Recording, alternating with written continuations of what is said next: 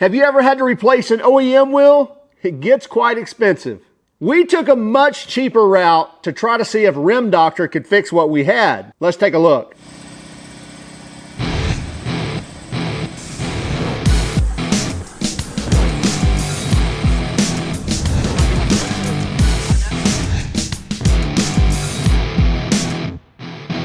So we recently bought this vehicle, and this tire right here had an issue. Well, really not the tire, it ended up being the wheel.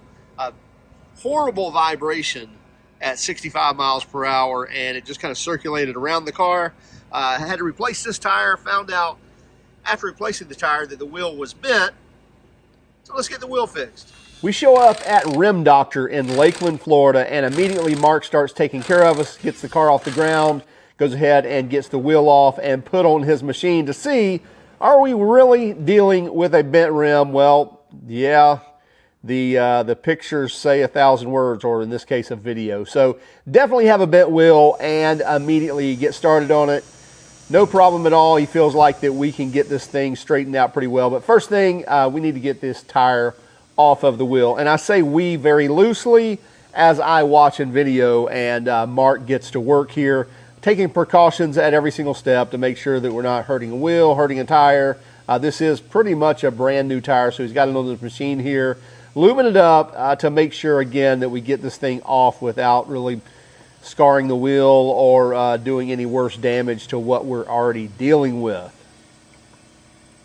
So it just takes him a few seconds here to get the bead started coming off the wheel, and voila, there we go. So we've got the one side off, and very quickly he gets to the other bead and gets it off as well. So now we've got the tire off the wheel, and look at there, we've got another present, a nail sticking through the tire. So after getting the wheel fixed here, if we get it fixed, now we got to get the tire fixed.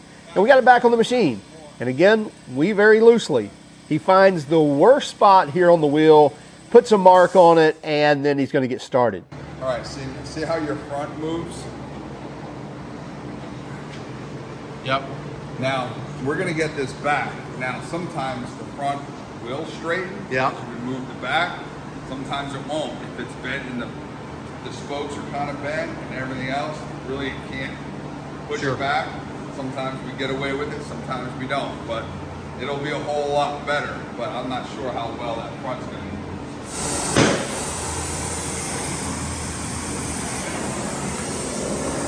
So you're just wanting to get this malleable? Yeah. You try to straighten it, depending on the severity of the bend. When it's cold, you'll just crack it.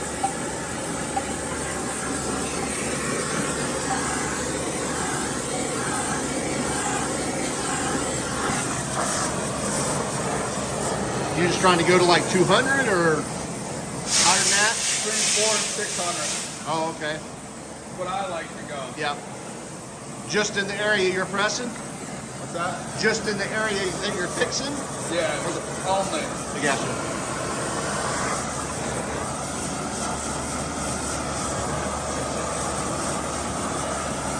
Try to limit the chance. It can always crack when you straighten. So we try to limit that.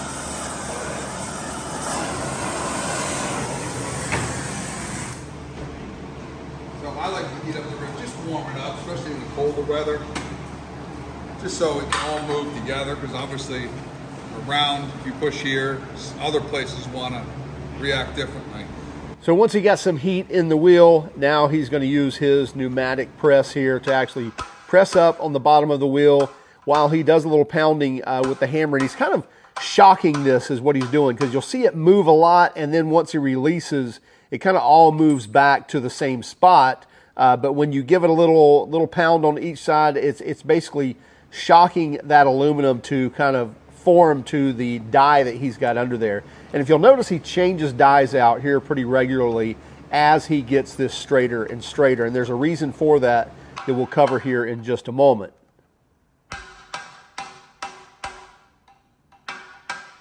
Again, he's strategically hitting this. He's not just randomly hitting it all around the rim. He's hitting it where he wants to while he's got pressure on one part of the rim. You see, again, that rim flexing a lot when he's putting pressure to it. Now he's smoothing out the inside of the rim so he can get a really nice read against the die that he has there. And you'll see he'll put it real close here in a moment to where you actually hear it start scraping where the low spot is in the wheel.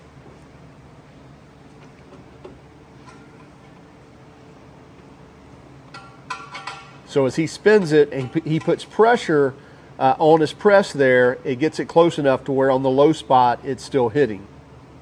You're getting there. A lot closer than it was. So you see where I was talking about he'll change out dies. Now he's changed out to a smaller radius die that basically has more of a peak than the one before it. And he does that so he can kind of pinpoint exactly where he wants. Rather than doing a broader area, now he's doing a more specific area to get the bend where he wants it. Now he goes back to a broader one, so you'll see him shift back and forth, and when he gets it really close, you're going to see him go to these smaller dies.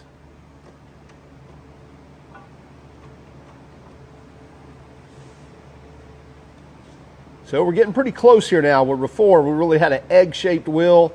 Now it's rubbing when he gets it close, but it's still not near as bad. See, now we're hitting. See how the bend is different now. Yeah. So this looks good, right? Oh, okay. Now you've got another spot showing up. Yep. So now we threw off a different area. So it's not all about just putting the mojo on the one area and being done. You've got to continually check this as you're pressing to make sure that you're not throwing off the rest of the wheel. See how it reacts.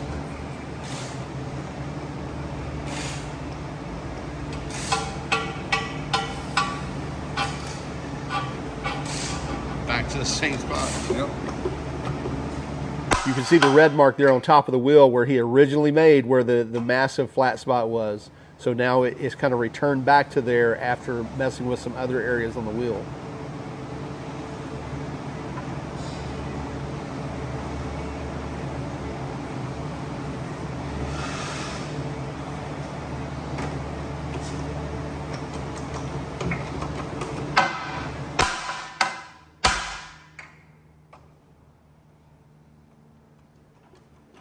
So that he's realizing he's got a little high spot there that he wants to get down and the low spot up.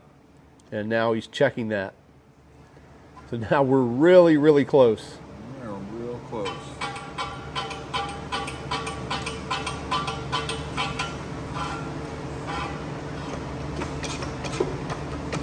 You can see how much flex is in this thing. When he really presses on it and then releases it, it moves a good ½ inch or more.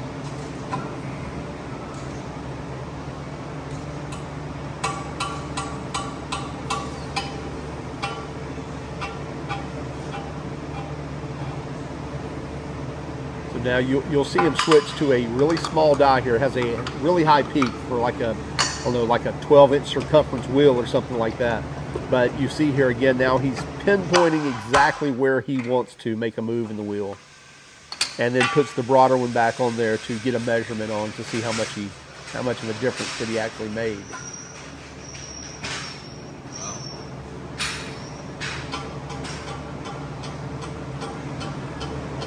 So that one came back really nice. A lot better. Not perfect, but no, but my gosh. Yeah, that's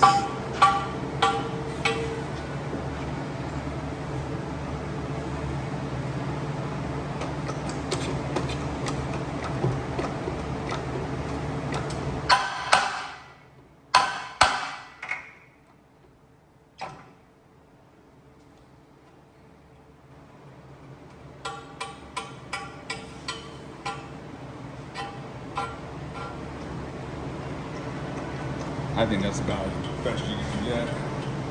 Because the front's moving just a hair. So yeah, we got this thing really straight. Mark got this really straight. The rim doctor came through here. Now he's just putting the tire back on the wheel. Again, taking precautions at every step, making sure it's lubed up. Using his machine here and roller to again, make sure that even on these low profile tires and these bigger rims, that everything goes smoothly and we're not damaging any tires or wheels. And by the way, I think he was saying he can do up to like a 30-inch wheel, 28 or 30 inches, which is absolutely crazy. He had a couple of those really large big truck wheels in there that he's fixed.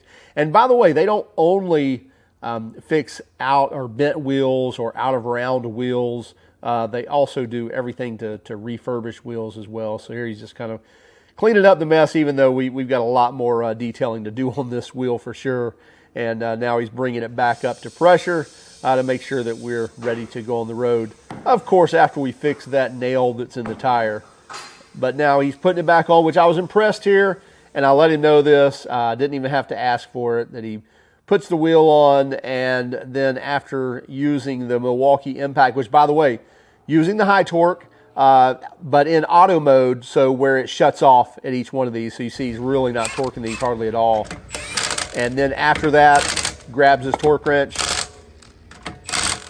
And he even told me, he goes, I don't know why people don't torque these lug nuts. We see all the time when we're breaking lug nuts, taking things off because they've been over torqued. So again, very impressed with the Rim Doctor. They did a great job at fixing this bent wheel. And as I was mentioning, they do other things too, like, you know, curb rash fixes, things like that. They've got paint ready to go, paint sprayers, where they can actually fix those out in the field as well as in-house as well. If you're in the Central Florida area, you really ought to look up the Rim Doctor. They do great work. However, in other parts of the country, there's plenty of other wheel fixers as well. You may want to look them up. They may be able to save you tons of money. Hey, let us know what you think about our video. Also, keep track of us on Instagram, Facebook, Twitter, and even TikTok. And if you don't mind, hit that like and subscribe button if you haven't done so already. And by all means, if you hated our video, well, give us a thumbs down. But let us know in the comments why. Have a great day and keep smiling.